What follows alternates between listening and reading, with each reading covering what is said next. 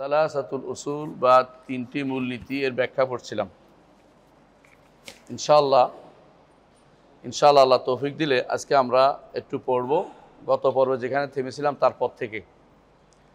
গত পর্বে আমরা যে জায়গায় থেমেছিলাম তা হচ্ছে যে কাইফা আরাফতা রব্বাকা ও বিমা আরাফতা রব্বাক। যদি আপনাকে প্রশ্ন করা হয় আপনার রবকে আপনি কিভাবে চিনেছেন, রবকে কিভাবে জানছেন, এই প্রশ্নের উত্তর অনেকভাবে দেয়া যায়।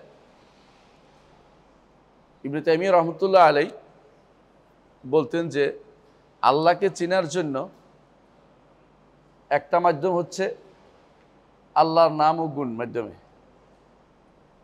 মানে আল্লাহকে দিয়ে আল্লাহকে চেনা। কারণ তার জন্য অন্য কিছু লাগে না, তিনি তার অস্তিত্বের বিষয়ে অন্য কিছু দেওয়ার প্রয়োজন হয় না। এটাকে বলতে ইস্তেদলাল বিল্লাহি আলাল্লাহ, ইস্তেদলাল বিল্লাহি আলাল্লাহ, আল্লাহর উপরে আল্লাহকে দিয়ে আল্লাহকে চেনা। কারণ আল্লাহর নাম গুণের মাধ্যমে। কারণ আল্লাহ তাআলা বলছেন আফিল্লাহি শাক্কুন ফাতিরিস সামাওয়াতি ওয়াল আরদ, আল্লাহর ব্যাপারে কি সন্দেহ থাকতে পারে? আসমান এবং জমিনের স্রষ্টা যিনি, এই যে দেখেন মানে স্রষ্টা যিনি, আমার অস্তিত্ব মানেই স্রষ্টার অস্তিত্ব আগে আসেন না, আমি কোত্থেকে আসলাম, এটা একটা দলিল। আর একটা দলিল ফিতরি দলিল, মনের মধ্যে, প্রত্যেকের মনের মধ্যে আল্লাহ তাআলা এটা দিয়ে দিয়েছেন যেদিন আমাদেরকে সৃষ্টি করেছেন। ওয়াইজ আখাযা রাব্বুকা মিন বানি আদমা মিন যুহুরিহিম যুররিয়াতাহুম ওয়া আশহাদুহুম আলা আনফুসিহিম আলাস্তু বিরাব্বিকুম ক্বালু বালা। আমরা যখন আদমের পিঠে ছিলাম তখনই আমাদের থেকে একটা অঙ্গীকার নিয়েছেন, এর মাধ্যমে আমরা এখন দুনিয়াতে আসলে আমাদের ফেতরাতে দিয়ে দিয়েছেন, দুনিয়াতে আসলে আমরা বুঝতে পারি মানুষ এখানে পরিবর্তন না হলে আল্লাহকে মেনে নেয়। এটা দলিল। এর বাইরে অনেকগুলো দলিল সেদিন আমরা উল্লেখ করেছি, আজকে সেদিকে আলোচনা করব না। আমরা শুধু এই দুইটা দলিল বাদ ফরসিটা উল্লেখ করলাম। এই দুটি দলিল এবং আরও দলিলের মাধ্যমে আল্লাহকে চেনার বিষয়টা, রবকে চেনার বিষয়টা একদম সহজ। কিন্তু শাইখুল ইসলাম মাহমুদ আব্দুল ওয়াহাব রাহমাতুল্লাহ আলাইহি তিনি এত দূরে যান না, একদম কাছে গেছেন। যে আল্লাহকে চিনতে হলে তুমি বলো যে আমি আল্লাহকে চিনেছি বে আয়াতিহি ও মখলুকাতিহি, আল্লাহর নিদর্শন দিয়ে এবং আল্লাহর মাখলুক দিয়ে। মাখলুক মানে সৃষ্ট জিনিস দিয়ে। সৃষ্ট আছে মানে স্রষ্টা আছে, সৃষ্টি আছে মানে স্রষ্টা আছে। কোরআনে কারিমে আল্লাহ তাআলা এই পদ্ধতি বর্ণনা করেছেন এক জায়গায়, আম খুলিকু মিন গায়রি শাইইন আম হুমুল খালিকুন। আল্লাহ তাআলা বলছেন আম খুলিকু মিন গায়রি শাইইন আম হুমুল খালিকুন, যে তাদেরকে কি কেউ সৃষ্টি করেনি নাকি নিজেদেরকে নিয়ে সৃষ্টি করেছে। দুইটা, একটা বলবে আমরা সৃষ্ট হইনি, এটা মিথ্যা কথা, কারণ সৃষ্টি হলে আসলে কোত্থেকে। আর এটা নিজেকে নিয়ে সৃষ্টি করেছে, এটা মিথ্যা কথা, কারণ নিজেকেও সৃষ্টি করতে পারে না, আমি তো নাই, আসবো হইলাম কোত্থেকে। তাহলে 3 নম্বর হলো আমাকে কেউ সৃষ্টি করেছে, এটাই সত্য। সুতরাং রবকে মানা সহজ। এটাও আয়াত, কোরআন আয়াত দিয়ে একটা, মাখলুকাত দিয়ে একটা, এই দুইটা নীতি তিনি অবলম্বন করেছেন। এই দুইটা সবচেয়ে কাছে। কোরআনে কারীম আয়াত খুঁজলেই পাবেন, কোরআনে কারীমে পাবেন, হাদিসে পাবেন, এটা একদম স্পষ্ট জিনিস। তবে শাইখুল ইসলাম মুহাম্মদ আব্দুল ওয়াহাব রাহমাতুল্লাহ আলাইহি সবসময় যে কাজটা করতেন, কাছের কিছু আয়াত যে সবাই পড়তে পারে, মুখস্থ করতে পারে, এগুলি দিতেন, যাতে করে বেশি দূর যেতে না হয়। এই জন্য তিনি বলতেছেন, জিজ্ঞাসা করছে আল্লাহকে কিভাবে চিনেছ, বলবে আয়াতিহি ও মাখলুকাতিহি, এটা উত্তর দাও তুমি। তবে জিজ্ঞাসা করে আল্লাহ আছে কেমনে বুঝছো, বলে আল্লাহর সৃষ্টি আছে, আল্লাহর নিদর্শন আছে। তো আমরা বলেছিলাম, আপনার মনে আছে যে নিদর্শন আর সৃষ্টি কি এক না, সব নিদর্শনের সৃষ্টি না, কিন্তু সব সৃষ্টি আল্লাহর নিদর্শনের উপর প্রমাণবহ, আল্লাহকে জানায়। যেমন আল্লাহর আয়াত তো সৃষ্ট জিনিস না, এগুলো তো নিদর্শন। কোরআন আয়াত তো সৃষ্টি না, কিন্তু আবার কিছু আয়াত আছে, কি নিদর্শন আছে যেগুলো সৃষ্টি, যেমন সূর্য চন্দ্র, এগুলো সৃষ্ট। তাহলে বোঝা গেল যে আল্লাহর আয়াত এবং মাখলুকাত দুইটা দিয়ে আমরা আল্লাহকে চিনতে পারি সহজে। আয়াত অর্থ হলো আয়াত শারঈয়া, আয়াত কাউনিয়া, প্রাকৃতিক যে সমস্ত নিদর্শন আছে আর শরীয়তের নিদর্শন আছে, এই দুইটা দিয়ে আমরা আল্লাহকে চিনতে পারি। আর মাখলুকাত আছে, মাখলুকাতগুলো আল্লাহর এক একটা বড় বড় মাখলুকাতগুলো আল্লাহর জন্য নিদর্শন স্বরূপ। কেউ যদি কোনো চাঁদ সূর্যের কথা এখন গবেষণা করে মানুষ, এত এত গুণ বড়, এত এত লক্ষ গুণ বড়, এত বড় সৃষ্টিকে এমনি হয়ে গেছে আর এমনিতেই চলছে, মুসাখখারাতিন বিআমরিহি, আল্লাহর নির্দেশে যথাযথভাবে চলছে, এক বিন্দু পরিবর্তন হচ্ছে না। আজকে যে টাইমে ফজরের টাইম হয়েছে, ঠিক আল্লাহর সৃষ্টি পরিবর্তন না হওয়া পর্যন্ত, অর্থাৎ আল্লাহ তাআলা পরিবর্তন না করা পর্যন্ত, কিয়ামতের আগ পর্যন্ত, যদি পশ্চিম দিকে সূর্য উঠবে আগ পর্যন্ত, এই বাংলাদেশের এই জায়গাতে এই তারিখে এই সময় সূর্য উঠবে। কত বড় নিদর্শনকে আপনি চিন্তা করে দেখেছেন? আল্লাহর এই এই জিনিসটি আল্লাহ তাআলা কোরআনে কারিমে উল্লেখ করেছেন। এজন্য তিনি বলতেছেন, শেখ আরফ উল্লেখ করছেন, মিন আয়াতিহি আল-লাইলু ওয়ান-নাহার ওয়াশ-শামসু ওয়াল-কামার, আল্লাহর নিদর্শনের মধ্যে হচ্ছে লাইল নাহার, রাত দিন। রাত দিন কিভাবে আল্লাহ নিদর্শন হয়? রাত দিন, রাত আসে দিন যায়, দিন আসে রাত যায়, একটা একটার পিছু নিয়ে আছে, একটা একটার পিছু নিয়ে আছে। ওয়াশ-শামসু ওয়াল-কামার, অনুরূপভাবে সূর্য এবং চন্দ্র এক একটা এক এক জায়গায় ঘুরপাক খাচ্ছে, কিন্তু টাইম মতো উঠতেছে। যদি বলো যে এই মাসে সূর্যটা সাতটা উঠলো না, অনেকের মাথা ব্যথা আরম্ভ হয়ে যাবে যে কী হইলো। সূর্য কালকে সকালে যদি না উঠে, আল্লাহ কোরআন কারীমে উল্লেখ করেছেন, এমন কেউ নাই যে আলো আনতে পারবে, এমন কেউ নিয়ে আসতে পারবে না আলো। আর আলো না আসলে 5-10 দিন যদি কোনো, এখন বৃষ্টির দিনে অনেক সময় 4-5 দিন সূর্য দেখা যায় না, মানুষের মাথা খারাপ হয়ে যায়। মানুষ বলে যে আরে তাড়াতাড়ি সূর্য দরকার, শীতে আর পাচ্ছিলাম না, বা শরীর খারাপ হয়ে গেল, ইত্যাদি ইত্যাদি। এগুলি সবই হচ্ছে আল্লাহর এমন নিদর্শন যেগুলো মানুষ দেখেই বুঝতে পারে, যেগুলো অবস্থা বুঝে বিবেচনা করে বুঝতে পারে, যেগুলি এমনিতে হয় নাই, একজন রব এর পিছনে কাজ করে যাচ্ছেন। আর মাখলুকাতি অমিন মাখলুকাতি, আল্লাহর সৃষ্টিকুলের মধ্যে সবচেয়ে মাখলুক সৃষ্ট যেগুলি থেকে আল্লাহর কথা স্মরণগুলির মধ্যে একটা হচ্ছে আস-সামাওয়াতুস সাবা, 7 আসমান। এমনিতে এগুলি অনেক উপরে, অনেক প্রশস্ত। আর 7 জমিন প্রশস্ত, আবার আল্লাহ তাআলা এটাকে সুন্দর করে কি করে সমান করে দিয়েছে। অন্য অন্য যে সমস্ত জমিনের কথা বলা হয় বা অন্য অন্য জায়গার কথা বলা হয়, সেগুলিকে এত সুন্দর করে কেউ সাজিয়ে দেন। জমিনকে তিনি ওয়াল আরদা বা'দা যালিকা দাহাহা আখরাজা মিনহা মা'আহা ওয়া মারআহা ওয়াল জিবালা আরসাহা মাতা'আল লাকুম ওয়া লিআনআমিকুম, জমিনকে আমাদের বসবাসের উপযোগী করে দিয়েছেন। অন্য অনেকখানে মানুষ যাবে, আসবে, দেখে আসবে, বলবো যে এখানে এইটা নাই, ওইটা নাই, পানি নেই, ওইটা নাই, বাতাস নেই, এক এক কথা বলে বলে দেখবো যে বসবাসের উপযোগী যথাযথভাবে হচ্ছে না। শুধু এই জমিনটাকে আমাদের বসবাস উপযুক্ত করা হয়েছে। অন্যখানে খুঁজে বেড়াবে, হয়তো কিছু পাবে, কিন্তু পরিপূর্ণভাবে জমিনের মতো এত সুন্দর কোনো কিছু কেউ পাবে না। এটা হচ্ছে আল্লাহর মাখলুকাতের অন্তর্ভুক্ত। আরাদুন আস-সাবা, 7 জমি, 7 আসমান, 7 জমি। ওমা ফিহিন্না, এর মাঝে আর কি আছে? এর মাঝে আছে এই যে আপনারা দেখেন তারকাগুলো, সুন্দর সুন্দর তারকাগুলো। এর মধ্যে আরও আছে জমিনের মধ্যে আর কি আছে? এর মাঝে আছে আসমান জমিনে বাতাস আছে। আরও যে সমস্ত এখন মানুষ আবিষ্কার করতেছে, সবই কিন্তু আসমান এবং জমিনের মাঝখানে যত আবিষ্কার হচ্ছে, এগুলি সবই কিন্তু আল্লাহ তাআলার অস্তিত্বের উপর প্রমাণ করে যে একজন রব আছেন। কাইফা আরাফতা রব্বাকা, জবাব হচ্ছে এটা, আমি আল্লাহকে জেনেছি তার নিদর্শন দিয়ে এবং তার মাখলুকাত দিয়ে, আয়াত দিয়ে এবং মাখলুকাত দিয়ে। আয়াত দিয়ে অর্থাৎ নিদর্শন দিয়ে এবং সৃষ্টিকুল দিয়ে। আল্লাহকে চিনতে হলে বেশি দূর যাওয়ার দরকার নেই। এই জায়গাতে আশারি, মাতুরিদি, মুতাজিলা, জাহমিয়া বা সবাই হেরে গেছে। ওরা সবাই আল্লাহর অস্তিত্ব প্রমাণের জন্য এমন এমন তথ্য আবিষ্কার করেছে, যার কারণে তারা নিজেরাই পথভ্রষ্ট হয়ে গেছে। তারা বলছে আল্লাহর অস্তিত্ব প্রমাণের জন্য তারা একটা সিস্টেম বার করেছে, বলছে যে আল্লাহর অস্তিত্ব প্রমাণের জন্য এটা হলো জগৎ নশ্বর, আর যা নশ্বর তার জন্য একজন অবিনশ্বর থাকবে। তো এত দূর, এত সহজ এটা বুঝাচ্ছে, এটা কোনো সমস্যা নেই।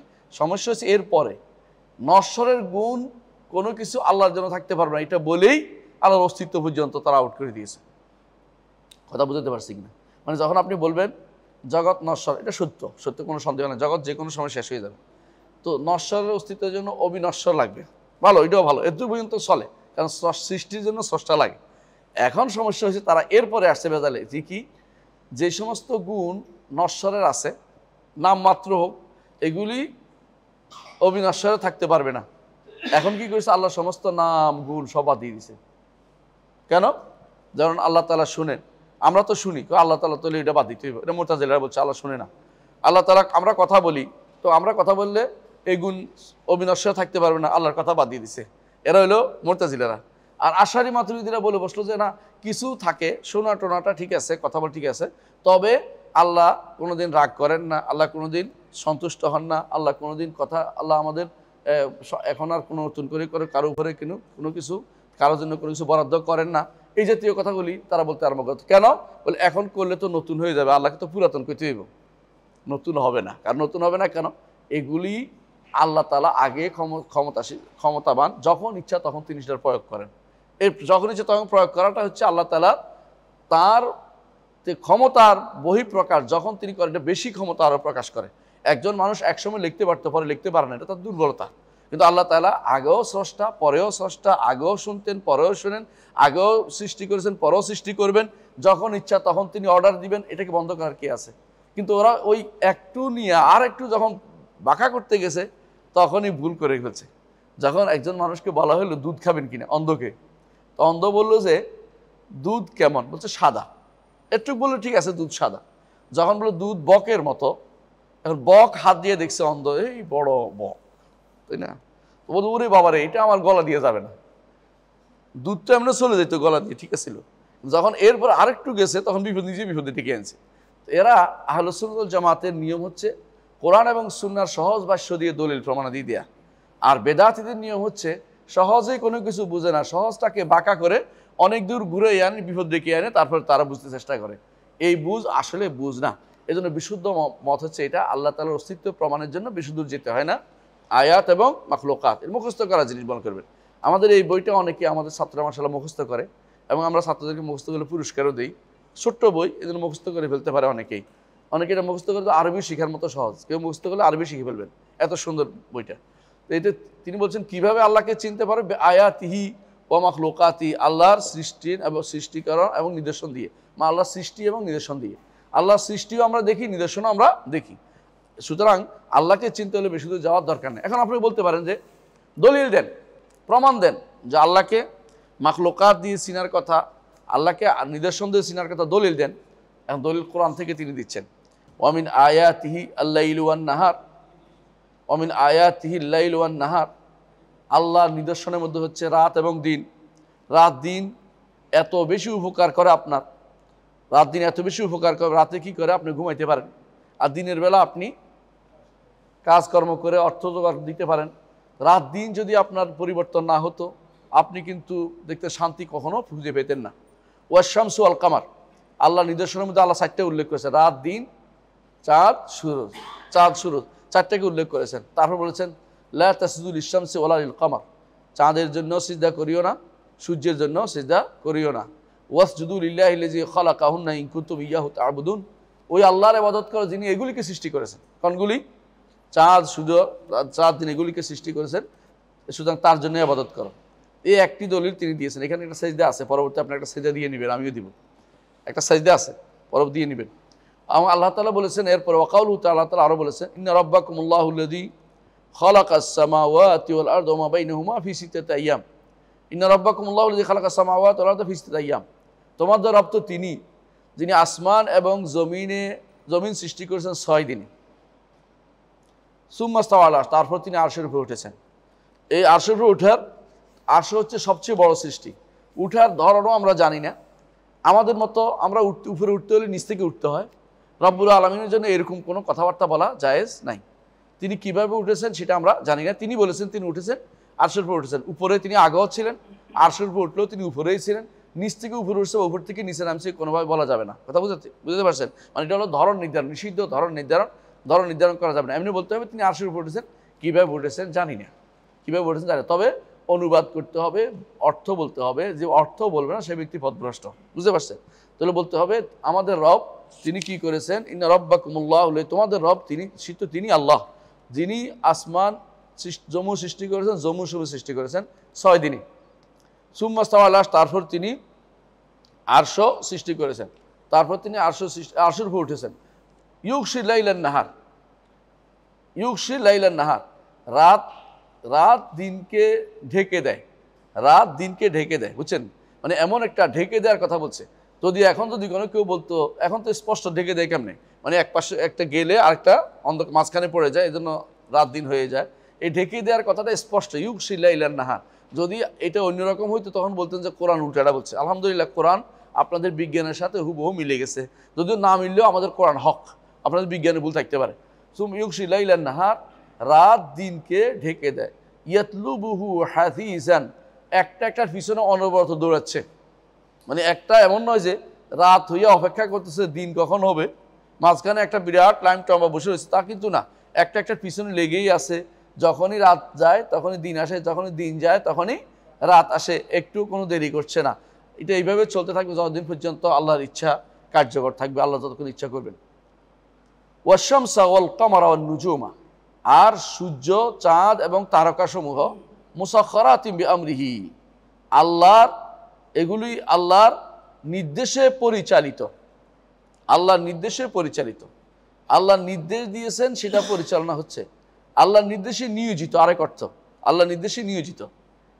মুসাক্খার শব্দের দুইটা অর্থ আছে কোরআন এবং কোরআন কারিমে আসা মুসাক্খার শব্দের তাসখির একটা অর্থ হচ্ছে আল্লাহর নির্দেশে পরিচালিত, আরেকটা অর্থ হচ্ছে এই নিয়োজিত, আমাদের জন্য আল্লাহ এগুলি নিয়োজিত করেছেন আমাদের উপকারার্থে। আরেকটা হলো আল্লাহর নির্দেশে পরিচালিত হচ্ছে। আরেকটা অর্থ হচ্ছে যে এগুলিকে অধীনস্থ করে দিয়েছেন। কিন্তু আসমান জমিনের ক্ষেত্রে, এর ক্ষেত্রে এটা হবে না, চাঁদের সূর্যের ক্ষেত্রে এটা হবে না। ওই আল্লাহ তাআলা কোরআনে কারিমে উল্লেখ করেছেন, কিছু প্রাণীর কথা উল্লেখ করেছেন, বড় বড় প্রাণী, ওয়াল খাইর ওয়াল বেগাল ওয়াল হামির, এই যে বড় বড় প্রাণীগুলিতে আল্লাহ তাআলা বলছেন যে এগুলি তোমাদের অধীন করে দিয়েছি।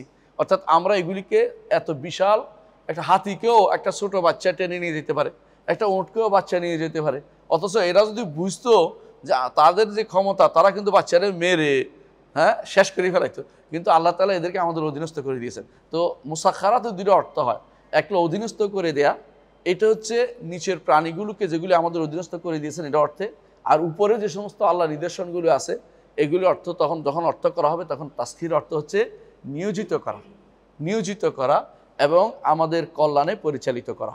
এই অর্থ, দুটো অর্থই মনে রাখবেন। আল্লাহ তাআলা চাঁদ, সূর্য, তারকা এগুলোকে আল্লাহর নির্দেশে আমাদের জন্য যথাযথভাবে এগুলিকে নিয়োজিত করে দিয়েছেন, যে বনি আদমের খেদমতের জন্য দিয়েছেন, যে এইভাবে তারা বনি আদমকে আলো দিয়ে যাবে, এইভাবে তারা বনি আদমকে আলো দিয়ে যাবে এবং জগতের শক্তির ব্যবস্থাপনা করবে, এটা ব্যবস্থাপনা করেছেন। গাছগাছালি যদি সূর্য না হতো ধীরে ধীরে মরে যেত, অনুরূপভাবে রাতের বেলা ফুল ফুটতো না যদি কোনো আমাদের চাঁদের ব্যবস্থা না থাকতো। এই ব্যবস্থাপনা কে করে দিয়েছেন? আল্লাহ করে দিয়েছেন। আলা লাহুল খালক ওয়াল আমরু, আলা লাহুল খালক ওয়াল আমরু, জেনে রাখো তার জন্যই রয়েছে খালক এবং আমর, মালিকানা তারই, সৃষ্টি এবং নির্দেশের মালিকানা তার। অর্থাৎ মাখলুকাত কার? আল্লাহ। আয়াত কার? আল্লাহ।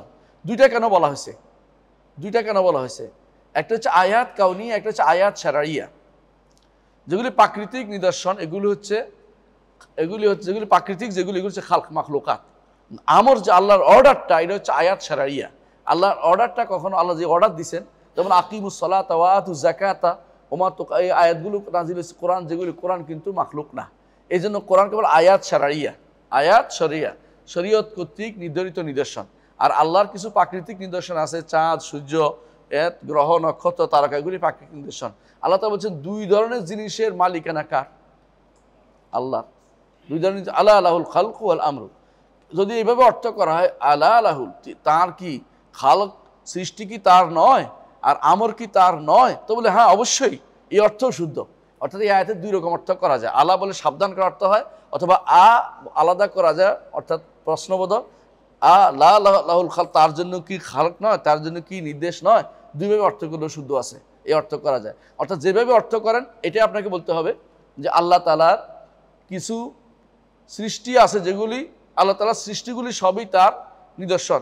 অনুরূপভাবে আল্লাহ তাআলার যে নিদর্শন আছে সৃষ্টিবাদে, আয়াত শারঈয়া, শরীয়তের কিছু নির্দেশনা দিয়েছেন, এগুলিও আল্লাহ তাআলার নির্দেশন। কারণ যিনি সৃষ্টি করেছেন তিনি কি দিবেন? শরীয়ত দিবেন। যিনি সৃষ্টি করেছেন তিনি আইন দিবেন, বিধান দিবেন। এটাই হচ্ছে আল্লাহর পক্ষ থেকে নির্দেশনা। সুতরাং এরপর আল্লাহ তাআলা বলছেন তাবারাকাল্লাহু রাব্বুল আলামিন, বরকতের কথা বলছে। বরকত অর্থ কি? প্রাচুর্য। যে কোনো জিনিসের সর্বোচ্চ কল্যাণটা হচ্ছে বরকত। বরকত হচ্ছে কল্যাণ, কল্যাণের সর্বোচ্চ, যেটা সর্বোচ্চ জায়গায় পৌঁছে গেছে যখন, তখন এটাকে বলে তাবারাকা। এই জন্য তাবারাকা আল্লাহ ছাড়া কার জন্য ব্যবহার হয় না। তাবারাকার রহমান হইতে পারে, তাবারাকার রসুল হয় না, কারণ বরকতের সর্বোচ্চ পর্যায়ে হচ্ছে আল্লাহর কাছে। আল্লাহর কাছে বরকত, তিনি যেটাতে বরকত দেন সেটা বরকত পাবে, যেটাতে বরকত দেন না সেটা বরকত পাবে না। বরকত কোথায় দিয়েছেন তিনি বলে দিয়েছেন। যেমন বরকত দুনিয়াতে অনেক কিছুতে তিনি দিয়েছেন, আবার কোনোটাতে বরকত গ্রহণ করার সিস্টেমও বলে দিয়েছেন। কথা বুঝছেন কিনা? ছাগলে বরকত আছে, তাই বলে ছাগলের গায়ের মধ্যে হাত বুলাইলে বরকত আইব গায়ে? তো কি মানে পারলে অর্থকরী হবে, পারলে ছাগল গোস্ত খাওয়া যাবে এবং অনুরূপভাবে ছাগলের দুধ খাওয়া যাবে, অনেকে ছাগল দুধ আছে, দুধ পাওয়া যায়। তাহলে বোঝা গেল বরকতের নেওয়ারও সিস্টেম আছে। আবার এলমের বরকত আছে, এলমের বরকত কেমনি নেবেন? শুনে শুনে নেবেন। এবং রাসূলুল্লাহ সাল্লাল্লাহু আলাইহি ওয়াসাল্লাম তার তো বরকতময় শরীর, সেখানে আমরা যদি কোনো তার শরীরের কোনো অংশ পেতাম, আমরা বরকত সরাসরি এটা নিতাম। রাসূল নিজে তাকসিম করেছেন, যিনি যখন মাথার চুল কেটেছেন তিনি সাহাবাদের মধ্যে বন্টন করে দিয়েছেন যে কে নিবে, কাকে কাকে দিবে, ভাগ করে দিয়েছেন। এটা হচ্ছে তার একমাত্র, যদি জাসাদ মোবারক আমরা পাইতাম তার শরীর থেকে বরকত নিতে পারতাম, ধরতে পারতাম, কথার কথা। কিন্তু যেহেতু ওইটা নাই, ব্যক্তি এখন আর কোনো কেউ হাত দিলে বরকত নিবে জায়েজ নেই, কারণ শিরক হয়ে যাবে, কারণ নাই, বরকত দিছে কোনো প্রমাণ নাই। আল্লাহ তাআলা বরকত দিয়েছে, আল্লাহ তাআলা কোরআন বলছে কোথায় কোথায় বরকত দিয়েছে আল্লাহ বলে দিয়েছেন, কিন্তু অন্য কোথাও বরকতের জায়গা তিনি ব্যক্তিকেন্দ্রিক বলেন নাই। তো ওখানকে বরকত হাতিয়ার নেওয়ার মতো সিস্টেম নাই। তো কোনো কোনো জিনিস খেলে বরকত হয়, কোনো জিনিস আমল করলে বরকত হয়, কোনো জিনিস জানলে বরকত হয়।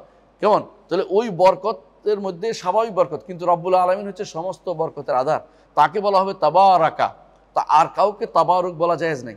তাবারাকাল্লাহু রব্বুল আলামিন, রব্বুল আলামিন নিজেই বরকতময়, কারণ তিনি অত্যন্ত বড় এবং তার গুণে পূর্ণতায় তিনি সবচেয়ে বড়। আর অন্যকে তিনি বরকত দেন অন্য কিছুতে, কিভাবে? তার মধ্যে তিনি বেশি বেশি কল্যাণ দেন, তার মধ্যে তিনি কাজ করার ক্ষমতা দেন, ইবাদত করার তৌফিক দেন, পড়ানোর তৌফিক দেন।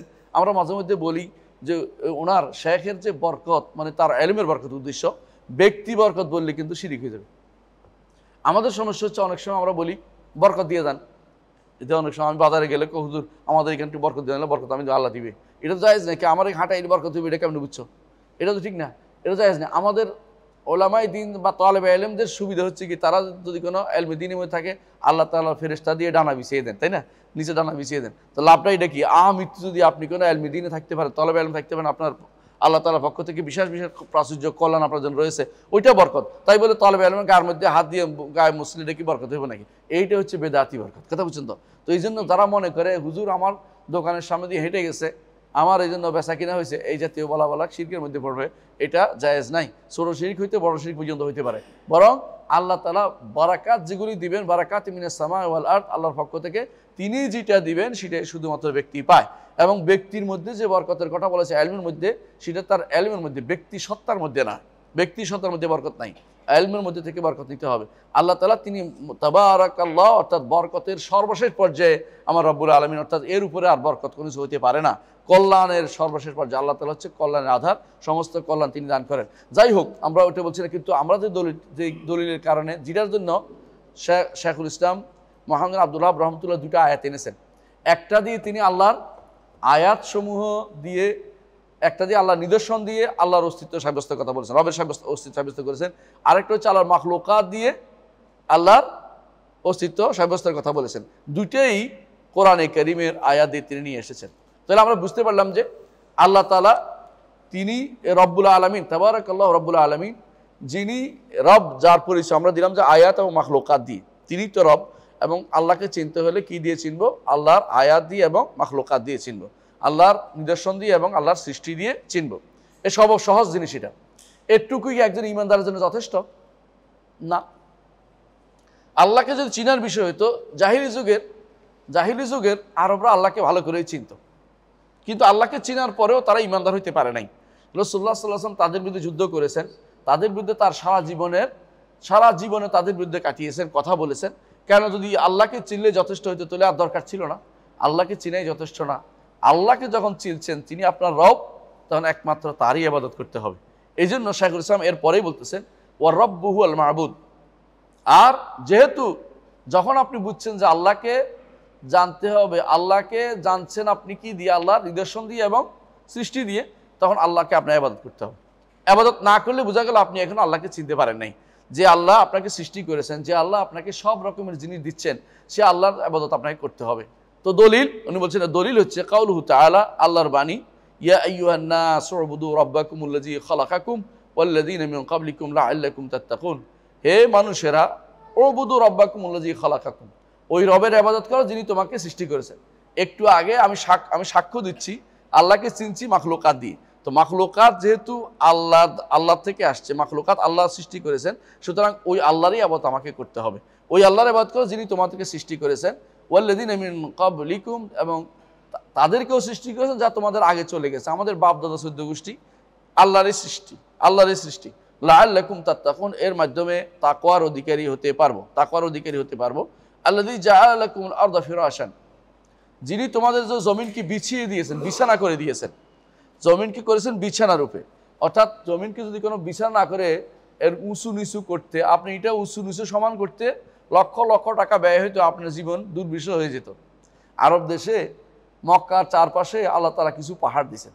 ওই পাহাড় যে কি পাহাড়, আপনার তারা হজে গেছেন দেখছেন, অনেক শক্ত পাহাড়, এবং এগুলি ছিদ্র করছেন বহুত কষ্ট করে। সৌদি সরকার আল্লাহ পয়সা দিছে বলে ওরা ছিদ্র করে করে রাস্তা করছে। একটা সময় ছিল এই রাস্তা পার হওয়া বহুত কঠিন ছিল, কারণ ওইখান থেকে কাছে যাবে কিন্তু পাহাড়ের কারণে যেতে পারছে না, একদম ঘুরে যাইতে হইতো।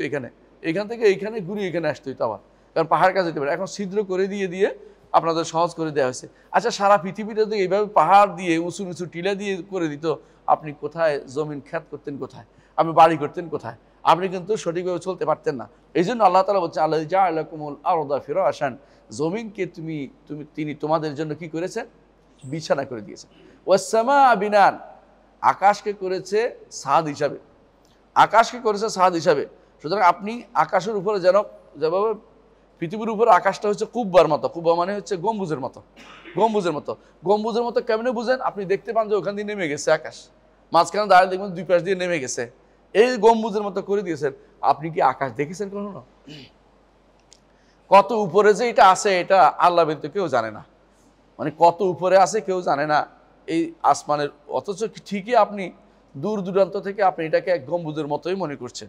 আর অনেকে এখন বৈজ্ঞানিকরা বের করতেছে যে এটা এমনভাবে লাগানো হয়েছে যে এর বাইরে থেকে যত কিছু আসে ওইটা আস্তে আস্তে চুষে নেয়। নাহলে অন্য জিনিস যদি আমাদের উপর পড়তো তাহলে আমরা বহুত আগে পৃথিবী ধ্বংস হয়ে যেত। অনেকে বলে অনেক কিছু দিয়ে আকাশের এমন ব্যবস্থাপনা করছে যে অনেক কিছুই আকাশে শেষ হয়ে জমিন পর্যন্ত এসে সেটা পড়ে না। এর অর্থ হচ্ছে আসমানটাকে এভাবে সাজাইছে যে আমাদের জন্য একটা যেন এমন ঘর, যেই ঘরের উপরে কোনো আঘাত পড়ছে না, যে ঘরের কারণে আমাদের উপর আঘাতটা পড়তেছে না। এটা হলো বিনা। ওয়া সামা বিনা ওয়া আনজালা মিনাস সামাই মান, আর তিনি আসমান থেকে আমাদের উপরে নাজিল করেছেন, উপর থেকে। সামা অর্থ দুই অর্থ। এক, সামা অর্থ উপরে যে একটা আছে, একটা সবুজ একটা আবরণ আছে, এটা আমরা দেখতে পাই না, অনেক উপরে সেটা, এটা আমাদের এখানে পৌঁছতে আমরা কেউ পারি নাই।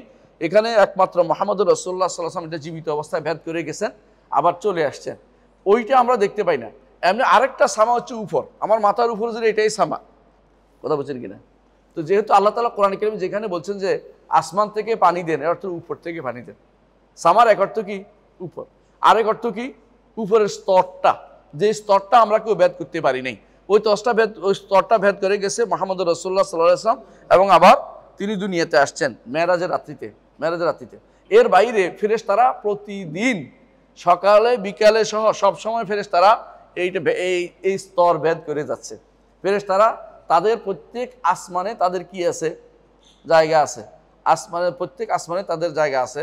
সপ্তম আসমানে তাদের ইবাদতখানা, সেটার নাম কি? বাইতুল মামুর। এই ফেরেশতারা এটা অনবরত ভেদ করে যাচ্ছে আর আসছে। এর মাধ্যমে আল্লাহর নির্দেশ, ইয়াতানাজ্জালুল আমরু বাইনাহুন্না, এগুলি দিয়ে আল্লাহর নির্দেশ আসা যাওয়া করতেছে, আল্লাহর অর্ডার আসতেছে এগুলি দিয়ে। কিন্তু বনি আদম উপরে যাওয়ার অনুমতি নাই। যখন অনুমতি হয় তখন অনুমতি নিয়ে ঢুকতে হয়। মুহাম্মদ রাসূলুল্লাহ সাল্লাল্লাহু আলাইহি ওয়াসাল্লামকে যখন ডাকা হয়েছে, তিনি যতবার আসমানের কাছে গেছেন তত প্রথম আসমানওয়ালা বলছে কে? বলছে জিবরিল। তার সাথে কে? মুহাম্মদ। আর তাকে কি ডেকে পাঠানো হয়েছে? হ্যাঁ, ডেকে পাঠানো হয়েছে। তারপর তার জন্য খোলা হয়েছে। কথা পার্থক্য দেখছেন তো? প্রত্যেকটা স্তর ভেদ করে তারপর গেছে। এর অর্থ হচ্ছে আসমানে যাওয়ার আপনার অনুমতি নাই, আপনি নিচে থাকবেন। হ্যাঁ, উপরে কারা থাকে? ফেরেশতারা থাকে। নিচে আসে তারা, কিন্তু আবার চলে যায়। তাদের জায়গায় নিচে না, তাদের জায়গা উপরে। আসমানে হচ্ছে ফেরেশতাদের জায়গা। এর মাঝখানে যেটা আছে, এই যে খালি জায়গাটা অ্যাটমসফিয়ার, এইটা কিন্তু এইটা হচ্ছে এটাও আসমান বলা হয়, আর ওই ভাষাতে এটাও আসমান বলা হয়। তবে এই আসমানটা হচ্ছে উপর অর্থে, উপর অর্থে। তো এখানে তো বলা হয়েছে আনজালা মিনাস সামাই মান, তিনি আসমান থেকে তোমাদের জন্য পানি নাজিল করেছেন, বাড়ি বর্ষণ করেছেন। এই আসমান বলতে কি বুঝাইছে? উপর। এই আসমান বলতে উপর বুঝাইছে। এটা এই নয় যে ওই যে সমস্ত যে ছাদ যে উপরে যেটা আছে এর উপরে, ওইটা বোঝান না, কারণ উপর বুঝাচ্ছে যতটুকু সবচেয়ে উপরে, যতটুকু উপরে থাকতে পারে। এবং অনেক সময় আপনাদের বিমানও ম্যাগের উপরে উঠে, ওঠে না? বিমানও ম্যাগের উপরে উঠে। তাহলে উপর বলতে যত আপনার মাথার উপর যেটা সবটাই কিন্তু উপর, এটা মাথায় রাখতে হবে। হ্যাঁ, আল্লাহ তাআলার যে উপরটা, এটা নিরঙ্কুশ উপর। আল্লাহ তাআলা কোথায়? উপরে। এই উপরটা নিরঙ্কুশ, অর্থাৎ এ উপর এমন যে উপরে আর কিছু নেই, যার উপরে আর কিছু হইতে পারে না। বুঝে আসছে কথাটা? অর্থাৎ আসমান জমিন যত কিছু আছে সবগুলি হচ্ছে নিচে, বুঝছেন? আল্লাহ তাআলা হচ্ছে সবগুলোর উপরে হচ্ছে কুরসি, কুরসির উপর হচ্ছে পানি, পানির উপরে আরশ, আরশের উপরে রব্বুল আলামিন। রব্বুল আলামিনের এই ওখানে আরশের উপরে রব্বুল আলামিন ছাড়া আর কিছু নেই। কিতাব একটা আছে তো আরশের উপরে, এটা তো এটার উপরে রব্বুল আলামিন, এর উপরে তিনি কিতাব নিজে রাখছেন ওখানে, এটা তার সিফাত হিসাবে। কিন্তু এর উপরে হচ্ছে রব্বুল আলামিন। রব্বুল আলামিন সেখানে তিনিই আছেন, আর কিছু নাই। ওইটাই সর্বোচ্চ উপর বলা হয় এটাকে। আর যিনি বেশি উপরে, বেশি বড়, আজিম তিনি, আলী তিনি, আলিউল আজিম, ওহুয়াল আলিউল আজিম পড়ে না? আলিউল আজিম। এইটা যে ব্যক্তি অন্তরে ধারণ করতে পারছে আয়াতুল কুরসির এই শেষ কথাটা, সেই ব্যক্তি আল্লাহকে সঠিকভাবে চিনতে পেরেছে। যেহেতু তিনি আলী ও আজিম, নিচে যতই মানুষ ঘুরে নিচেই থাকে। কথা বুঝছেন কিনা? আমি অনেক সময় উদাহরণ দিই, বলি একটা পিঁপড়া আপনার চোখের সামনে যতই লাফালাফি করুক, কেউ আপনার উপরে উঠতে পারবে? বুঝেন না কথাটা? সৃষ্টি যদি এরকম হয়, স্রষ্টার বিষয়টা আরও এরকম। সৃষ্টি যতই ঘুরুক না কেন, স্রষ্টা উপরেই থাকে। তো কেউ যদি এখন আপনাদের অনেকে বলে যে এইতে মঙ্গল ইয়াতে যারা আমেরিকা আছে ওরা তো এরকম এরকম, এগুলি হচ্ছে মনের ধারণা করে রাখছেন। যতই পৃথিবীটা একেবারেই ছোট, তুলনামূলকভাবে অনেক ছোট, এবং এক একটা গ্রহ আরও বড় আছে, এরপর নক্ষত্র আছে, আরও কত কিছুতে আবিষ্কার হচ্ছে। এগুলি সবই কিন্তু শুধুমাত্র আসমান জমিনের মাঝখানে। এখন আসমানগুলি আরও 7 আসমান, তার উপরে কুরসি।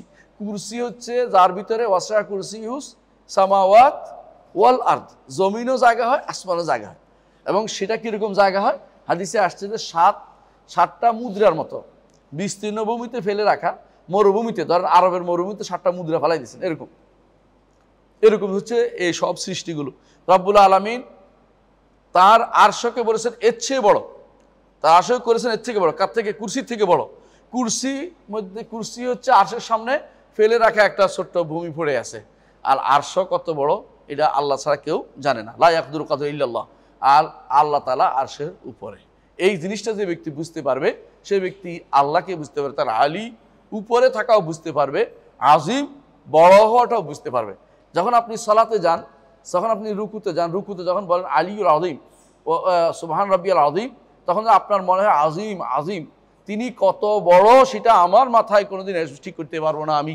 এখন যখন সুবহান রাব্বিয়াল আলা যখন বলেন সেজদাতে, তখন যেন আপনার মাথায় আসে তিনি আলা আলা আলা আলা, অর্থাৎ তার উপরে কিছু আর থাকতে পারবে না।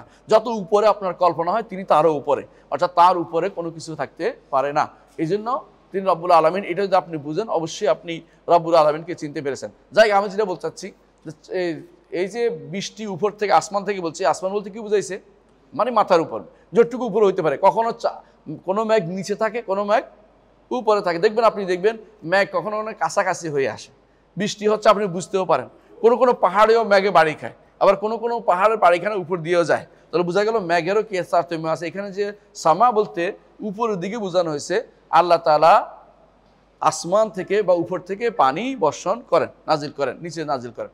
ফাআখরাজা বিহি মিনাস সামারাতি রিজকাল লাকুম, তো এ দিয়ে তিনি আমাদের রিজিকের জন্য, আমাদের রিজিক হিসেবে উত্তম রিজিকের জন্য আল্লাহ তাআলা কি করেছেন, যাতে উপকৃত হতে পারি।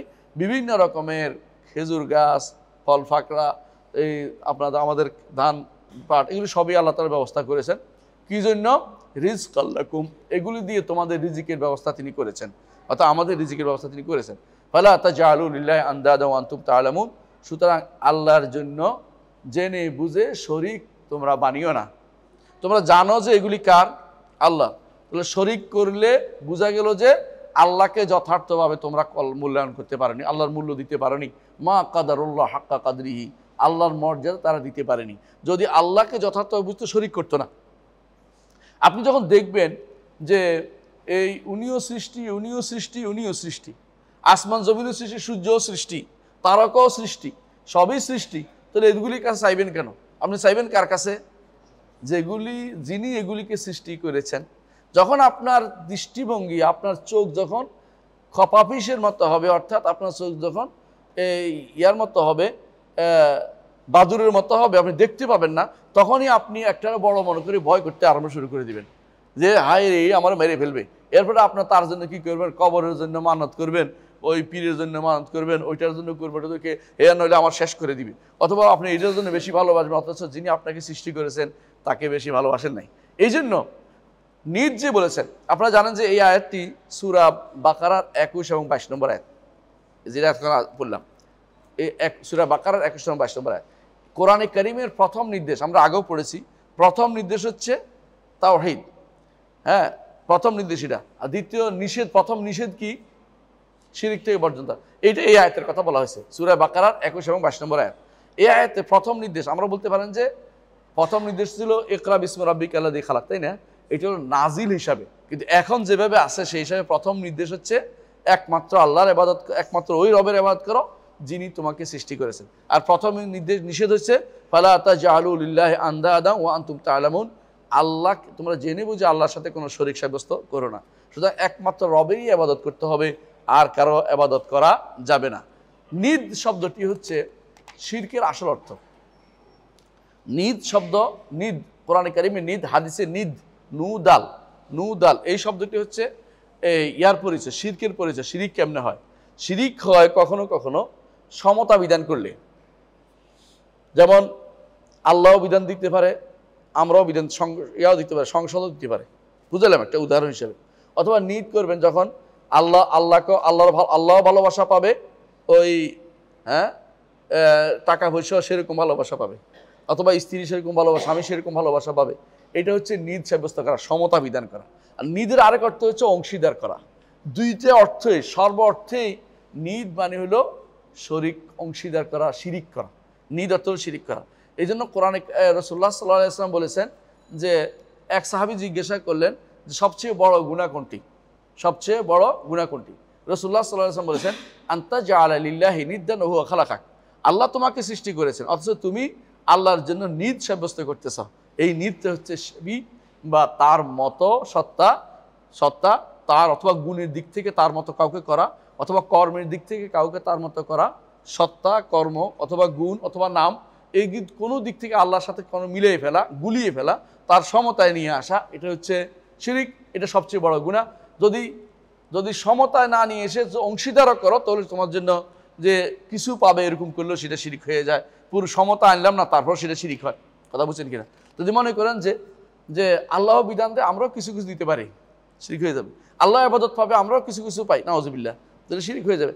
এটা বলেন যে আল্লাহও পাবে, ওলি আল্লাহও কিছু কিছু পাইতে পারে, তাহলে কি হয়ে যাবে? শিরিক হয়ে যাবে। তাহলে বোঝা গেল যে আল্লাহ তাআলা যে নিষেধ করেছেন যে আল্লাহর সাথে কাউকে তোমরা শরিক করো না, আল্লাহ তাআলা শরিক করো না, আল্লাহ তাআলার সাথে কাউকে তোমরা শরিক করো না। এই যে কেউ যদি করে, শুধুমাত্র দেখেন, শুধুমাত্র কেউ যদি কোনো আল্লাহর ইবাদত করছে, মানে আল্লাহকে রব মানছে, তারপর আল্লাহর ইবাদত করছে, শুধু আল্লাহর ইবাদত করছে, সেই ব্যক্তি শুধুমাত্র তাওহীদ প্রতিষ্ঠা করেছে। কিন্তু আল্লাহর ইবাদত করছে, আল্লাহকে রব মানছে, তারপরে আল্লাহর ইবাদত করছে, শুধু আল্লাহর ইবাদত করে নাই। পার্থক্য বুঝছেন? আরবের মুশরিকরা আল্লাহকে রব হিসেবে মানত, কোরআনে ভাষ্য অনুসারে, কোরআনে বহু আয়াত এটা আসছে। আবার আল্লাহর ইবাদতও করতো, হজ করতো তো, এবং সালাতও পড়তো, সেজদাও করতো, কাবাদরি কান্নাও করতো। আবু জাহাল কাবাদরি কাঁদছে, আবু জাহাল কাবাদরি কাঁদতেছে আল্লাহর কাছে যে আল্লাহ পিষে ফেলুন যে ব্যক্তি আমাদের ভাইয়ে ভাই শত্রুতা তৈরি করেছে, ঐক্য নষ্ট করেছে, আমাদের ঐক্যের মধ্যে ফাটল ধরিয়ে দিয়েছে, আগামী দিন আপনি তাকে পিষে ফেলুন। আল্লাহ তো উল্টা পিষে ফেলছে ওদেরকে, কিন্তু সে কিন্তু দোয়া কিন্তু করছে, কার কাছে করছে? আল্লাহর কাছে। পার্থক্য কি বলেন তো? পার্থক্য হচ্ছে একটাই, যে সে আল্লাহর ইবাদতের সাথে অন্য কাউকেও ইবাদত করে, হুবলটাকে সাথে নিছে, হুবলটা সাথে নিছে, বুঝেননি? হুবলের জয়ধ্বনি হোক, হুবলের কিন্তু সাথে নিছে, যুদ্ধের ময়দানে যাওয়ার সময় হুবলের একটা বানাই নিছে, হুবল থাকতে হবে তাদের। আল্লাহকেও দোয়া করছে, আবার হুবলও নিছে। কেন? আল্লাহ তো করবেই, হুবলের মাধ্যমে করবে আর কি। আমাদের দেশে যারা মানুষ অনেকে বলে না, আল্লাহ তো দিবেই, অলি আল্লাহদের মাধ্যম ছাড়া কি দিবে নাকি? আল্লাহ দিবে, অলি আল্লাহদের দেখেই তো দিবে। এইটা হচ্ছে আরব মুশরিকদের নীতি। আমরা বুঝাতে পারছি কথাটা? এর অর্থ হচ্ছে আপনাকে যদি কোনো তাওহীদ প্রতিষ্ঠা করতে হয়, তাহলে আপনি একমাত্র ইবাদত একমাত্র শুধুমাত্র আল্লাহর জন্য করতে হবে, আর কারোর জন্য করা যাবে না। শুধুমাত্র আল্লাহর জন্য করতে, আর জন্য করতে পারবেন না। হ্যাঁ, যদি আল্লাহরও করছেন, আল্লাহকে রব মানছেন, আল্লাহর ইবাদত করছেন, সাথে অন্য কাউকে একটু দিছেন, এইটা আল্লাহর ইবাদত হবে না, আল্লাহ এটা গ্রহণ করবেন না, তাওহীদ হয় নাই। একমাত্র দেখুন, যারা একটা উদাহরণ দিই, আল্লাহ কোরআনে কারীমে উল্লেখ করেছেন যে যখন নৌকায় থাকে অথবা সাগরে থাকে, যখন চতুর্দিক থেকে ঢেউ বড় বড় আসতে থাকে, তখন তারা একমাত্র আল্লাহকে চায়, আর কারোর চায় না। আল্লাহ আল্লাহ বাঁচাও বাঁচাও। যখন পাশে এতে চলে যায়, যখন মাল্লা খুব ভালো ছিল, মাঝি খুব ভালো ছিল, আল্লাহ মাঝি খুব ভালো ছিল, খুব শক্ত হাতে কি ধরছে, শক্ত হাতে হাল ধরেছে। হ্যাঁ, শক্ত হাতে ফাল ধরেছে, একদম ফাল উড়েছে ঠিক মতন, ভুলে গেছে, সাথে সাথে ভুলে গেছে। কিন্তু যখন সে একমাত্র আল্লাহকে ডাকছে, তখন কি তাওহীদবাদী হয়েছিল? হয় নাই। কেন বুঝছেন তো? হয় নাই কেন? তার মনের ভিতরে শুধু আল্লাহর কথা স্মরণ থাকলেও সে কিন্তু আল্লাহ বাদও ইবাদত অন্যদের করে। এই জন্য কখনো কখনো একজন যদি মনে করে, কেউ ধরেন একজন মানুষ, একটা হিন্দু মনে করলো যে একমাত্র আল্লাহই সৃষ্টি করেছেন, তারই ইবাদত করবো, আমি আর কারো ইবাদত করবো না, এরপরে ইবাদত করছে অন্য একটা, সে কিন্তু ওই সময় তাওহীদবাদী হয়েছিল না, কারণ সে তো পরে অন্য ইবাদতে সে লিপ্ত হয়ে গেছে। এবং আগেও তো খারাপ ইবাদত আছে, এক মুহূর্তের জন্য যেটা হয়েছিল তাওহীদবাদী, এটাতে বিবেচিত হয় না, কারণ সে এই কাজটা কন্টিনিউ করে নাই। তাওহীদ হচ্ছে কন্টিনিউয়াস প্রসেস, আপনাকে তাওহীদের উপর থাকতে হবে। হঠাৎ করে তাওহীদ আসতে চলে গেছে, এইটা দিয়ে আপনি কয়েক মিনিটের জন্য মুওয়াহিদ হয়ে গেছিলেন, তাওহীদবাদী হয়ে গেছিলেন, এরকম বলা যাবে না, এরকম বলা যাবে না। এই জন্য তাওহীদ কিছুক্ষণ ইবাদত করি, আল্লাহর কিছুক্ষণ ইবাদত করি, অর্থ হলো আপনি অন্যের ইবাদত। কারণ আপনি যখন এটা বলছিলেন যে যখন আপনি বিপদে পড়ছিলেন, তখন একেবারে খাঁটি তওবা হইতে হবে যে আমি আর জীবনে কোনোদিন যা করেছি, ভুল করেছি, আর কোনোদিন আল্লাহ ছাড়া কারো ইবাদত করব না, এইটা যদি বলে থাকেন, তখন কিন্তু আপনি তাওহীদবাদী হয়েছেন। এরপরে করলে দ্বিতীয়বার মুশরিক হবেন। কিন্তু আপনি কিছুক্ষণের জন্য অন্য সব ভুলে গিয়ে একমাত্র আল্লাহর ইবাদত করছেন, ওটা যথেষ্ট না, কারণ আপনার মাথার ভিতরে এখন রয়ে গেছে কি, আল্লাহ ছাড়া আরও কিছু আছে, সবাই তো আর বাদ দেওয়া যাবে না, সব কেমনে বাদ দেয়। অলি আল্লাহদের বাদ দিলে, আমাদের দেশে ইসলাম নিয়ে আসছে অলি আল্লাহরা, কথায় কথা এটা সবাই বলে, এদেশে অলি আল্লাহর ইসলাম নিয়ে আসছে, আর আপনারা ওদেরকে একদম বাদ দিয়ে দিলেন, এটা কেমনে হয়? মানে মনে হয় যেন অলি আল্লাহর ইসলাম আনছে কেন, এটা একটা বিপদের কারণ হচ্ছে আমাদের জন্য, আমরা আর ওদেরকে ছাড়তেই পারবো না। যেন অলি আল্লাহরা অলি আল্লাহ হইতে বলেছে, অলি আল্লাহরা তাদের ইবাদত করতে কাউকে বলে নাই, তারা বলে নাই যে আমার ইবাদত করো। শাহজালাল, শাহফরান এদেরকে বলছে আমার ইবাদত করো, বলছে কোনদিন বলে না আপনারা কেন ওদের ইবাদত করতেছেন। এর অর্থ হলো এই সিস্টেমটাই আপনাদের ভুলের উপর আছে, এই সিস্টেমটা আল্লাহ তাআলা আমাদেরকে এটার জন্য আমাদেরকে সৃষ্টি করেন নাই। একমাত্র তার ইবাদত করতে হবে, সমস্ত ইবাদত তার জন্য নির্ধারণ করতে হবে, এবং যতক্ষণ ইবাদত করবেন নির্ধারণ করতে আর কোনো দিন শিরকের ভিতরে ঢুকবো না, এবং শিরক ভুল ছিল, এটা অন্যায় করেছি, আর করবো না, এতক্ষণ এটা না করা পর্যন্ত আপনার ইবাদতটা কি হবে না, ইবাদতটা তাওহীদ ভিত্তিক ইবাদত হবে না, আল্লাহর দরবারে গ্রহণযোগ্য হবে না।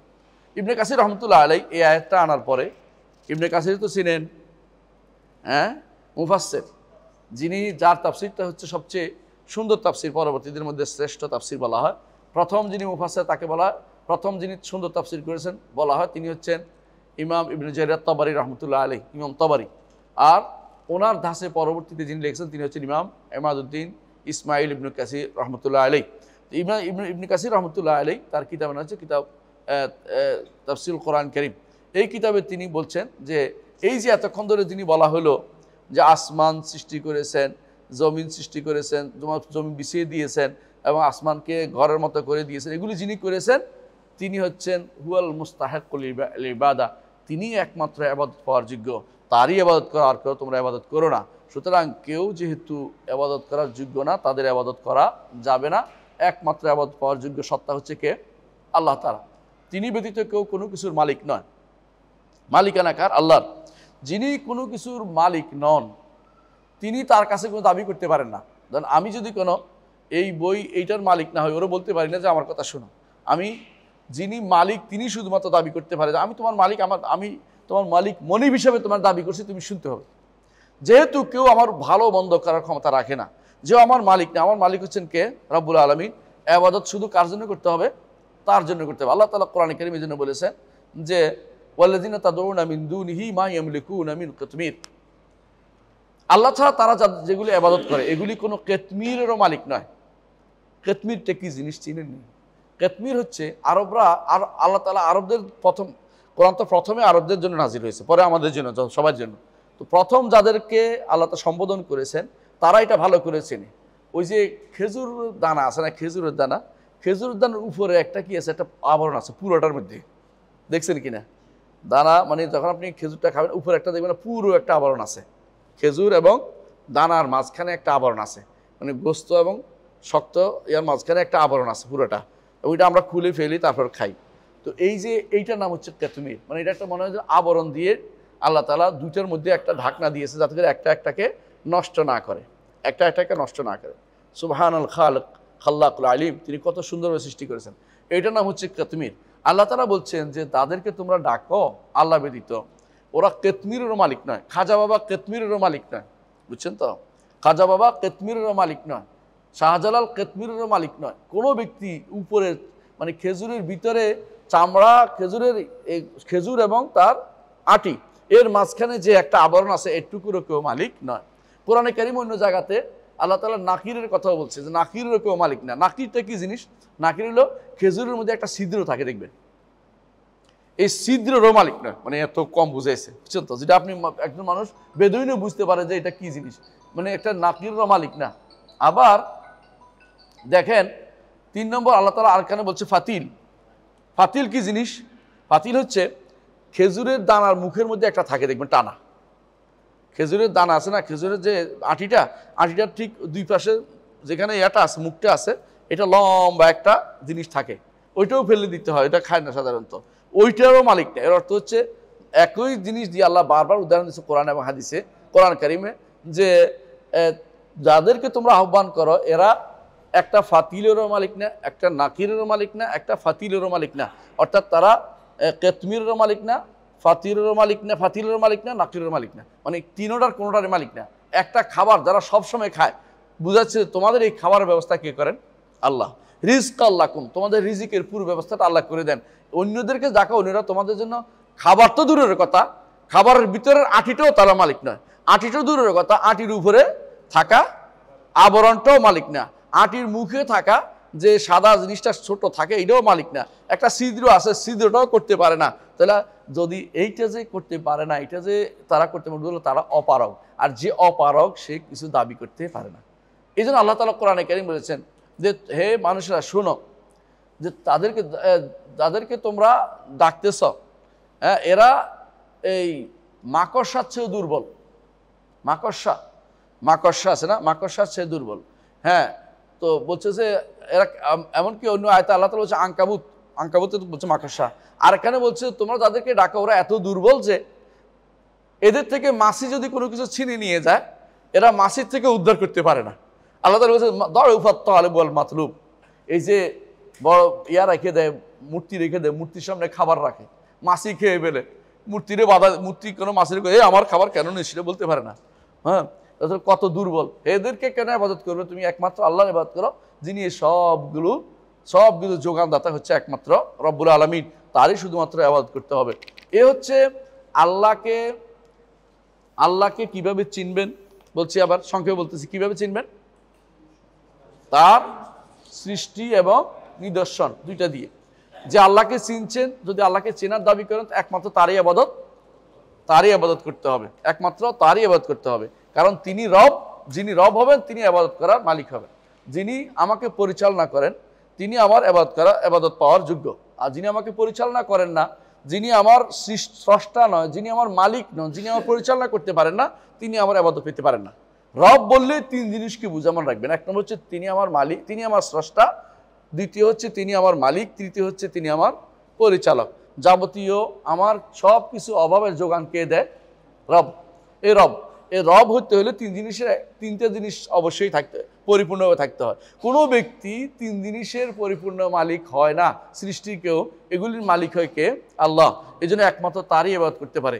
যারা কবরের ইবাদত করে, কবর পূজা করে, ওরা আরো বড় ভয়াবহ অজ্ঞতার মধ্যে আছে। কবরওয়ালা তার কথা শুনেই না, কবরওয়ালা নিজেই বিপদে আছে, আর সে বেটা কবরের কাছে দিয়ে চাইতেছে। কবরের কাছে যে সমস্ত ফকিরগুলি বসে আছে, এগুলি নিজেদের অভাব দূর, সারাদিন শুধু বসে থাকে কে খাবার দিবে। যদি কবরওয়ালার মহব্বতে যারা বসে আছে, এরা তো পয়সাওয়ালা হয়ে যেত, তো বুঝতাম যে আচ্ছা কবরওয়ালা বোধহয় পয়সাওয়ালা বানিয়ে দিচ্ছে, এরা তো ফকির হয়ে বসে রয়েছে এখানে। তো এই জন্য এরা যে কবর যারা ইবাদত করতেছে, এরা তো মালিক না, স্রষ্টাও তো নাই, মালিকও না, আর তারা কোনো কিছু ভালো মন্দ করার কোনো যোগ্যতা তাদের, ক্ষমতা তাদের নাই। সুতরাং বোঝা গেল রব হতে হলে 3 জিনিস অবশ্যই থাকবে। কি?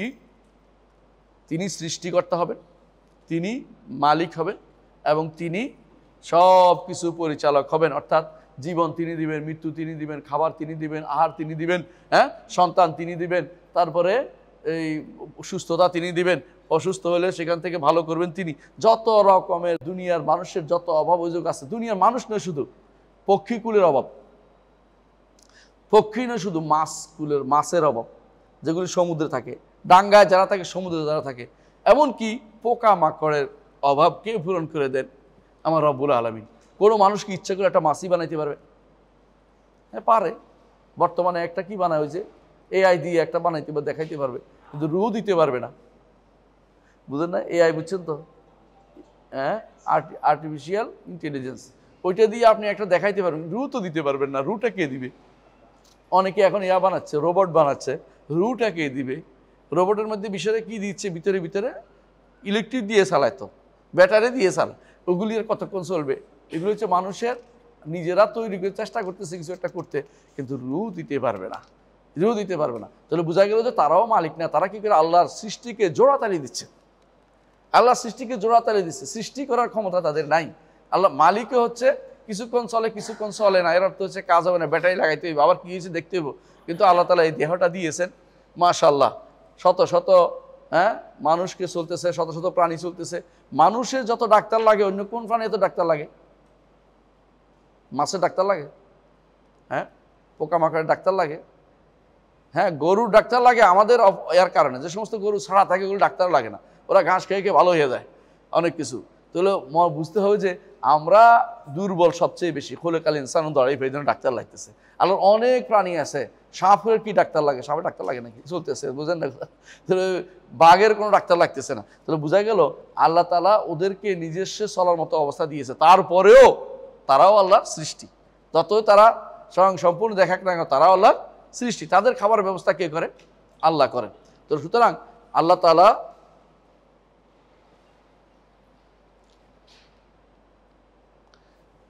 তাআলা তিনি শুধু ইবাদত পাওয়ার যোগ্য, এই জন্য যে তিনি রব, তিনি রব। আর রব এই জন্য যে তিনি কি? খালেক, মালিক, মুদাব্বির।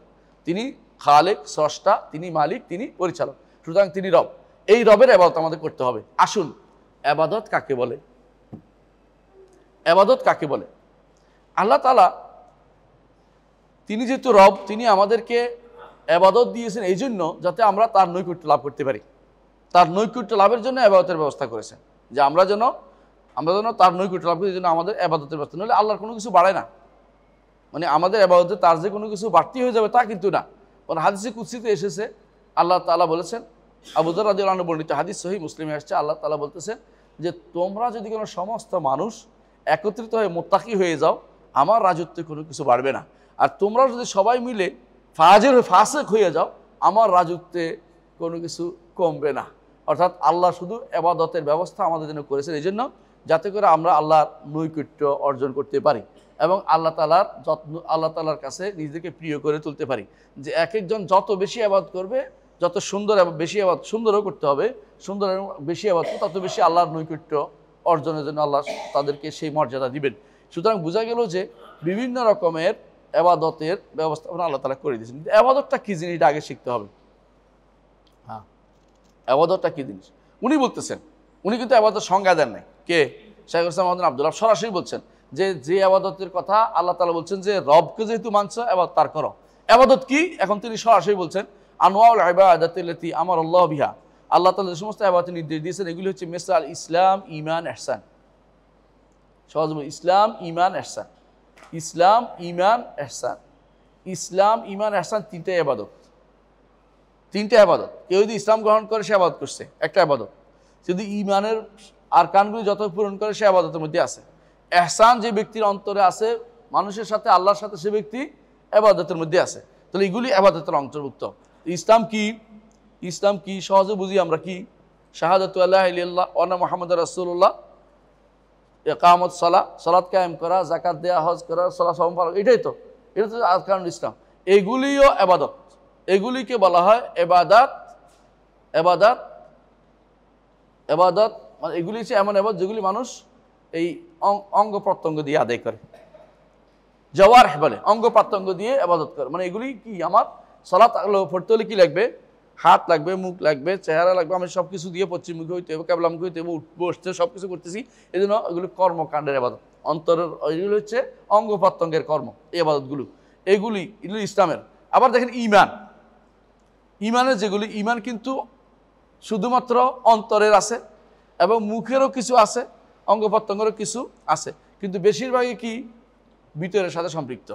আনতুমিনা বিল্লাহি ওয়া মালাইকাতিহি ওয়া কুতুবিহি ওয়া রুসুলিহি ওয়াল ইয়াউমিল আখির ওয়াল কদরি খাইরিহি ওয়া শাররিহি, আপনারা এটা পড়ছেন, এগুলি সবগুলি কিন্তু ইবাদতের অন্তর্ভুক্ত। এগুলো রাখবে, মানে আল্লাহ তাআলার জন্য যেগুলি আমরা করতে, সবগুলি ইবাদতের অন্তর্ভুক্ত। এরপর ইহসান, ইবাদত করার সময় এই নীতি, এই অন্তরে এটা আসা যে আমি যে ইবাদত করতেছি একমাত্র কার জন্য, আল্লাহর জন্য, এবং আমি ইবাদত করতেছি এই জন্য এমনভাবে যে আল্লাহ তাআলা আমাকে, আমি আল্লাহকে দেখছি, যদি সেটা সম্ভব না হয় আল্লাহ আমাকে দেখছেন। এই যে এটা আসা অন্তর সর্বোচ্চ পর্যায়ে, এটা আসা খুব কঠিন। হ্যাঁ, এটা অন্তত আশা যদি আনতে পারে তাহলে মহসেন, এই ব্যক্তি মহসেন। আর আপনারা জানেন যে যদি অনুসারীর দিক থেকে দেখেন, সংখ্যার দিক থেকে, অনুসারীর সংখ্যার দিক থেকে, তো মুসলিমের সংখ্যা বেশি। ইসলাম দিনের তিনটা স্তর আছে। এক নম্বর হলো মুসলিম, এরা অনেক বেশি। দ্বিতীয়, আরেকটু যদি উপরে উঠেন, এদের অনুসারীর সংখ্যা কম, অনুসারীর সংখ্যা কম, এরা হইল মুমিন। আর এর উপরে উঠেন, অনুসারীর সংখ্যা আরও কম, এরা হইল মুহসিন। মুহসিন কেমনে বুঝে বলি, আপনি যদি কোনো ঈমান ঠিক আছে, পরিপূর্ণ ঈমানের 5টা রোকন ঠিক আছে, 6টা রোকন, ঈমান এবং রোকনটা ঠিক আছে, ঈমান বুঝছেন ঠিক মতনে, রোকন ঠিক আছে, তারপরে আপনি ফরজ আদায় করছেন, হারাম ত্যাগ করছেন, সাথে সাথে নফল ইবাদত করছেন, তখন আপনি হলে মুহসিন। এটা কয়জনে করতে পারে? ঈমান ঠিক রাখছে, ফরজগুলি ঠিক মতো আদায় করছে, হারাম ছেড়েছে, নফলও করেছে, এই লোকগুলি খুবই রেয়ার, কম। এই জন্য এটা হলো মুহসিন। এরা হলো কি? মুহসিন। এরা জান্নাতে যাবে প্রথমবারে, এদের কোনো কিছু তাদের হবে না, আল্লাহ তাআলা এদেরকে জান্নাত দিয়ে দেবেন সরাসরি। দ্বিতীয় স্তর হচ্ছে ফরজ, ঈমান ঠিক আছে, ফরজগুলি আদায় করছে, হারাম ছেড়ে দিয়েছে, নফল কাজ কিছু করতে পারে না তেমন একটা, এরা হলো মুমিন, এরাও জান্নাতে চলে যাবে। বাকি একটা গোষ্ঠী যারা ফরজ এর কাম কিন্তু কম, ওদের মানে দেখেন ওদের কাম বেশি, যারা মুহসিন, মুমিন তার মধ্যস্তরে আছে। আর যারা এখন যেটা বলছে, এরা অনেক বেশি মানুষ, কাম কম করছে কিন্তু অনেক বেশি মানুষ। এরা কারা? যারা ঈমানের গণ্ডি ঠিক রাখছে, ঈমান ঠিক রাখছে, ফরজের মধ্যে উল্টাপাল্টা করছে, হারামের মধ্যেও কিছু খাইছে, বুঝছেন তো কথাটা? আবার মাঝে মধ্যে মারছে, মাঝে মধ্যে মানছে, মাঝে মধ্যে মানে নাই, কিন্তু কাফের হইয়া যায় নাই। এরা হইল মুসলিম, এরা হইল মুসলিম। কোরআনে কারিমে আল্লাহ তাআলা সূরা ফাতিরের মধ্যে এই 3 শ্রেণীর কথা উল্লেখ করেছেন। আল্লাহ তাআলা বলছেন, সুম্মা আওরাসনাল কিতাবাল্লাযিনা আসতাফাইনা মিন ইবাদিনা, তারপর আমরা আল্লাহর আওরাসনাল কিতাবের ওয়ারিশ করেছি আমার বান্দাদের মধ্যে, ফামিনহুম যালিমুন নাফসি, তাদের মধ্যে একদল আসে জুলুম করছে নিজের উপরে, এরা কারা? মুসলিম, মুসলিম। অমিনহুম মুকতাসিদ, তাদের মধ্যে একদল আছে মধ্যপন্থা, এরা কারা? মুমিন। অমিনহুম সাবিকুম বিল খায়রাত, কল্যাণের মধ্যে অগ্রণী, এরা কারা? মুহসিন। বুঝছেন তো? একই আয়াতের মধ্যে আল্লাহ 3 জনের কথা বলে দিয়েছে, 3 গোষ্ঠী। আল্লাহ তার ঈমানদারদের 3টা গোষ্ঠী, যারা জান্নাতে যাবে তার 3টা গোষ্ঠী আছে। এর বাইরে যারা এর বাইরে আছে, এদের কথা আল্লাহ তাআলা সূরা ইয়াতে ঘোষণা করেছেন, সূরা ওয়াকিয়াতে, ইজা ওয়াকাতুল ওয়াকিয়া লাইসা লাওয়াকাতিহা কাযিবা খাফিদাতুর রাফা ইজা রুজ্জাতিল আরদু রাজ্জা ওয়া বুসাতিল জিবালু বাসা কানাত হাবা মুসা কুনতুম আজওয়ান সালাসা ফাআসহাবুল মাইমানা মা আসহাবুল মাইমানা আসহাবুল মাশআমা মা আসহাবুল মাশআমা ওয়াসাবিকুনা সাবিকুন উলাইকাল মুকাররাবুন। বুঝছেন তো? মাইমানা 2 ভাগে বিভক্ত, মুকাররাবুনরা হচ্ছে মুহসিনুন, আর মাইমানারা 2 ভাগে বিভক্ত, ডান পাশের একদল মুমিন, একদল মুসলিম, আর যারা মুকাদ্দিবুন আদ-দাল্লুন, তারা হচ্ছে কাফের গোষ্ঠী। তাহলে কোরআনে কারিমে আল্লাহ তাআলা এদেরকে ভাগ করে দিয়েছেন। তো এই কথাটা আমরা যদি বুঝতে পারি, কোন দিকে বুঝবো, মানে মূল কথা যেটা বলতে চাচ্ছিলাম সেটা হচ্ছে যে মুহসিন, মুমিন, মুসলিম, মুসলিম, মুমিন, মুহসিন, 3টা স্তর আছে। এরা সবটাই কিন্তু এই ইবাদত করেই হয়েছে। এই জন্য ইবাদতের প্রকার হিসেবে তিনি প্রথমে উল্লেখ করেছেন যে ইবাদতের জন্য হইতে হয় ইসলামকে থাকতে হবে, এবাদতের জন্য ঈমান থাকতে হবে, এবাদতের ইহসান থাকতে হবে। যাদের ইসলাম আছে, ঈমান আছে, ইহসান আছে, তাদের মধ্যে কি আছে? আল্লাহর ইবাদত আছে, আল্লাহর ইবাদত আছে। তবে খাঁটি হইতে হবে। যদি খাঁটি না হয় ঈমান চলে যাবে, ঈমান চলে গেলে আর বাকিটার কোনো মূল্য থাকবে না, আর কোনো মূল্য থাকবে না, বাকিটার কোনো মূল্য থাকবে না। এই জন্য এই তিনটাকে তিনি প্রথমে উল্লেখ করেছেন যে দ্বীনের সর্বোচ্চ তিনটা স্তর নির্ধারণ করেছেন। এরপরে তিনি অনেকগুলো উদাহরণ দিচ্ছেন। এক নম্বর বলছে মিনহু, মিনহু ইবাদতের প্রকারের মধ্যে রয়েছে আর-দোয়া। ইবাদতের প্রকারের মধ্যে কি? আর-দোয়া। ইবাদতের একটা প্রকার কি? দোয়া, আল্লাহর কাছে চাওয়া, দোয়া ইবাদত। ওয়াল খাউফ, এবং ভয় করা ইবাদত। ওয়ার রাজা, আশা করা ইবাদত। কার কাছে আশা করতে হবে? আল্লাহর কাছে। ভয় কাকে পেতে হবে? আল্লাহকে। দোয়া কার কাছে করতে হবে? আল্লাহর কাছে। এখন অনেক বলতে পারে দোয়া তো আল্লাহর কাছে করবো, বুঝলাম। আমরা মাঝে মধ্যে একে অপরকে বলি না, এইটা আমাকে দাও, এটা আমাকে দাও, এটা কি দোয়ার অন্তর্ভুক্ত? না, এটা তো দোয়া না, এটা ইলতিমাস, এটা আমাকে একটু কলমটা একটু দেন লেখি, এটা এক ধরনের চাওয়া। এটা কিন্তু ওই দোয়া না যে দোয়া মানে যেটা আল্লাহ ছাড়া কেউ দিতে পারে না, সেটা চাওয়া।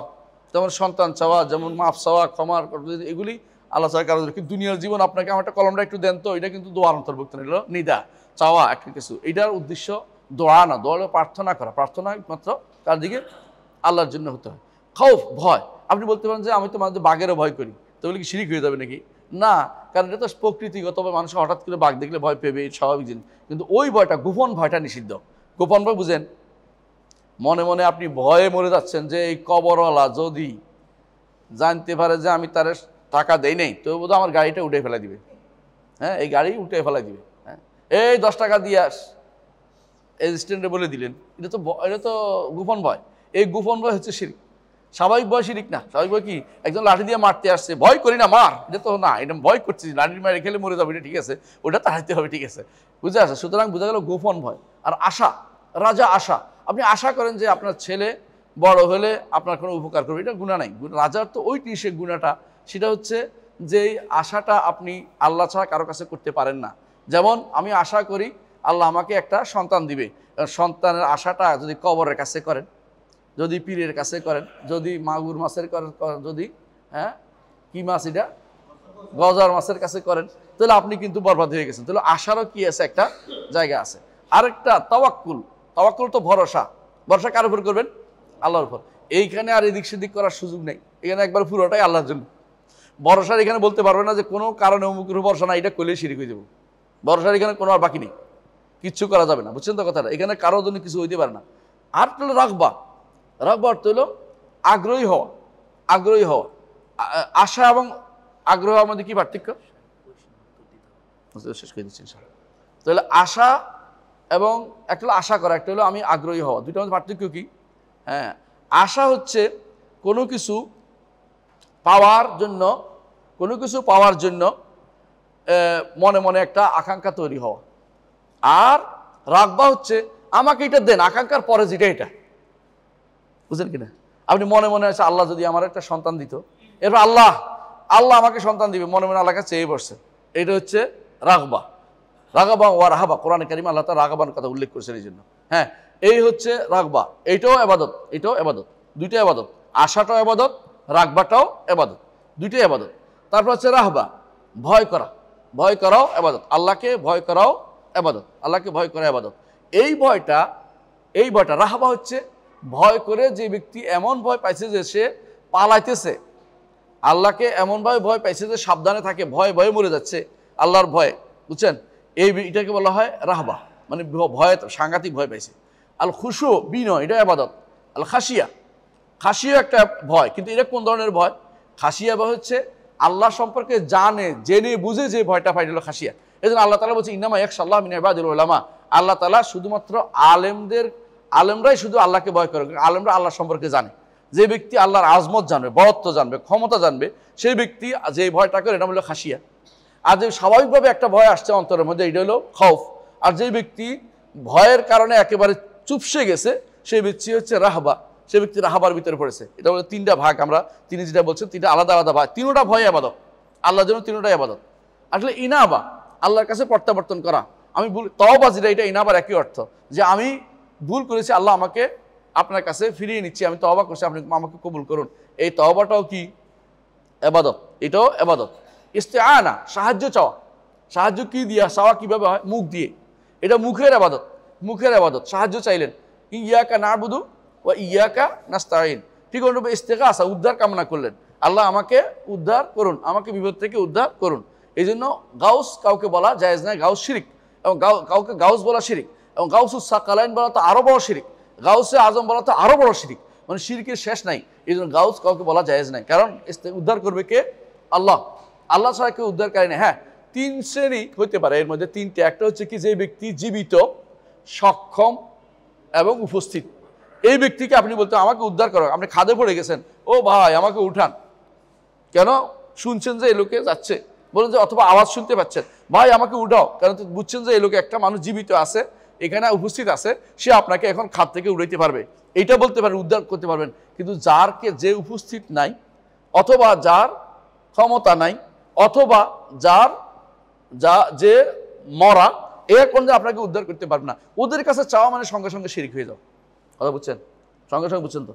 ঠিক অনুরূপভাবে এই সাহায্যের ব্যাপারে একই কথা, যে সাহায্য চাইতে পারবেন কার কাছে? যে উপস্থিত, সক্ষম এবং জীবিত।